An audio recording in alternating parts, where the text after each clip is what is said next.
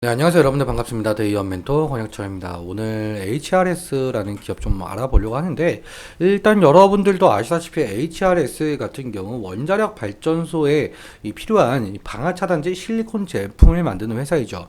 그렇기 때문에 이 원자력 테마에 편승할 가능성도 상당히 높으니까 제가 오늘 이 원전에 대해서 좀 말씀을 드리려고 합니다. 어제 뉴스 보신 분들은 보셨겠지만 이 체코 원전 사업에 대해서 우리 한국이 우선 협상 대상자로 선정이 되었다라고 하죠. 이 전 정부의 탈원전 정책 이후 이 사장되었던 우리나라 원전 산업이 다시 날개를 돋을 수 있을 정도의 상당히 큰 이슈인데요. 오늘 이 체코 원전 사업에 대해서 어떻게 진행이 됐었고 우리나라는 어떤 노력을 했었는지, 그리고 마지막으로 HRS에는 어떤 영향이 있을지 좀 말씀을 드리려고 합니다. 그리고 주주 여러분들, 제가 이 HRS에 대해서 여러분들이 궁금하신 점들 좀 끝까지 파고 들어서 궁금증 풀어드리도록 할 테니까요. 꼭 댓글 남겨주시면 정말 감사할 것 같습니다. 그럼 바로 본론으로 들어가 보도록 하겠습니다. 이 기사를 좀 살펴보자면요. 이 체코 원전 사업에 대해서 우리 한국이 우선 협상 대상자에 선정이 되었다라고 하죠.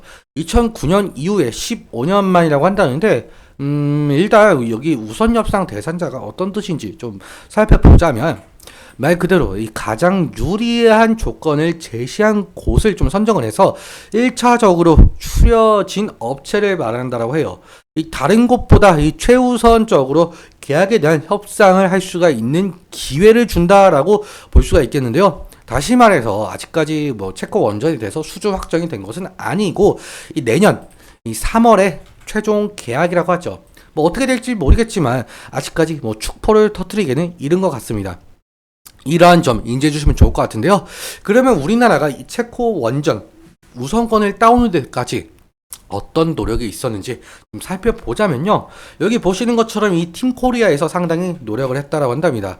이 팀코리아는 아시는 분들은 아시겠지만 한국수력 원자력, 그러니까 한수원이죠. 그리고 두산 에너빌리티, 한전기술, 한전 KPS, 이러한 기업들과, 그리고 산업통상자원부, 외교부 등으로 구성된 이 민간 합동팀이라고 한답니다.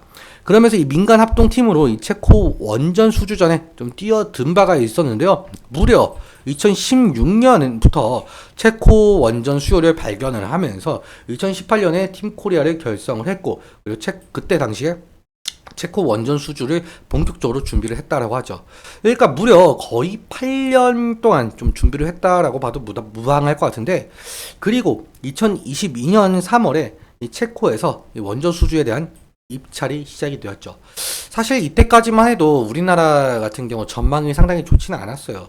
체코가 2016년에 원전 건설 계획을 발표하고 나서 이 원전 강국인 미국이나 프랑스, 러시아, 중국에서도 좀 관심을 가진 바가 있었는데, 그런데 여러분들, 정말 저희가 전 정부 시절, 그러니까 문재인 정부 시절에 정책이 뭐였었죠?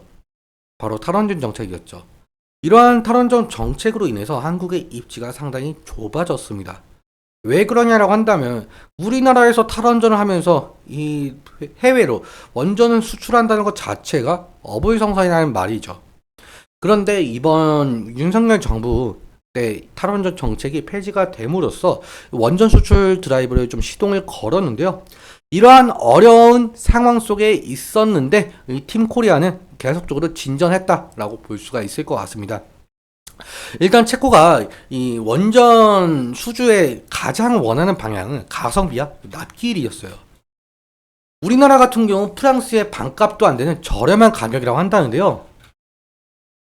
우리나라, 그러니까 한국의 원전 건설 단가는 이 킬로와트당 3,571달러라고 한답니다. 프랑스 같은 경우 7,931달러, 미국 같은 경우 5,833달러인데, 이러한 통계만 봐도 우리나라 같은 경우 상당히 저렴한 가격을 좀 내세우고 있다, 가성비가 좋다라고 말씀을 드릴 수가 있겠죠. 그리고 아까 납기일이라고 말씀을 드렸는데, 다른 나라 같은 경우 대형 원전 한 기를 건설을 하려면 6년에서 10년이 걸린다고 한답니다. 그런데 우리 한국은 예전에 이 아랍에미리트의 원전 수주를 한 경험이 있었잖아요. 그때 당시에 원전 1호기를 건설하는데 3년 만에 완성을 했대요. 사실 다른 나라와 비교해서 거의 2배 정도 더 빠르게 건설을 할 수가 있다라는 점이에요. 그래서 이렇게 이 체코에서 우리 한국한테 이 우선 협상권을 준 듯으로 좀 보이고 있는데, 그렇다면 이제는 우리가 기대해 볼 수 있는 것이 추후에 이 다른 체코 원전 사업이에요. 이 다음 사진을 보자라고 한다면, 이 한국 같은 경우 한국이 우선 협상 대상자가 선정이 된 곳은 여기 두코바니 발전소라고 하는데요. 이 두코바니 발전소 같은 경우 사업비가 약 24조 원이라고 한답니다. 그러니까 이 원전을 두 기를 짓는 거예요. 두 기를 짓는 거고, 그리고 체코가 이 테멜린 발전소도 어느 정도 지금 생각을 하고 있는 상황인데, 만약에 이 사업자 같은 경우 추후에 예정이 되겠지만, 만약에 이 두코바니 발전소가 확실하게 계약을 성사시킨다라고 한다면, 이 체코 입장에서는 이 테멜린까지 우리나라에게 사업권을 줄 가능성이 높아 보이죠. 왜냐라고 한다면 이 프랑스 상당히 비싸고 미국도 비싸고, 그러니까 우리 값싼 한국을 다시금 테멜린 사업자로 좀 선정할 가능성이 높다라는 거죠.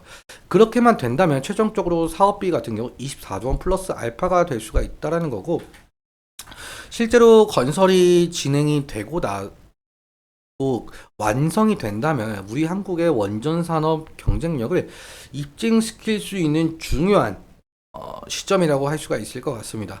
그러니까 앞으로도 이 계속 관련 소식에 대해서 추적해 가겠으니까 좀 기대해 주시면 좋을 것 같고요. 그렇다면은 우리가 기대를 볼 수 있는 거, 이 HRS 같은 경우 어떤 수혜를 받느냐라고 해본다면, 뭐 실제로 뭐 체코 원전 수주에 직접적으로 영향이 가는 기업이 아니더라도 이번 체코 원전 이슈로 우리 한국의 경쟁력을 세계에 알렸기 때문에 전 세계적으로 우리 기업에게 러브콜이 올 가능성이 상당히 높죠.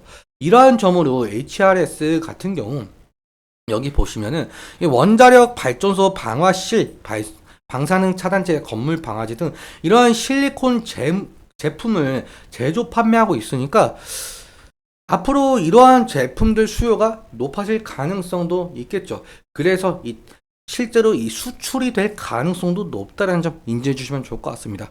그러니까 앞으로 이 전망, 이 장밋빛 전망이 열렸다라고 볼 수가 있겠고요. 그럼 차트 보면서 마무리 설명 짓도록 할 텐데,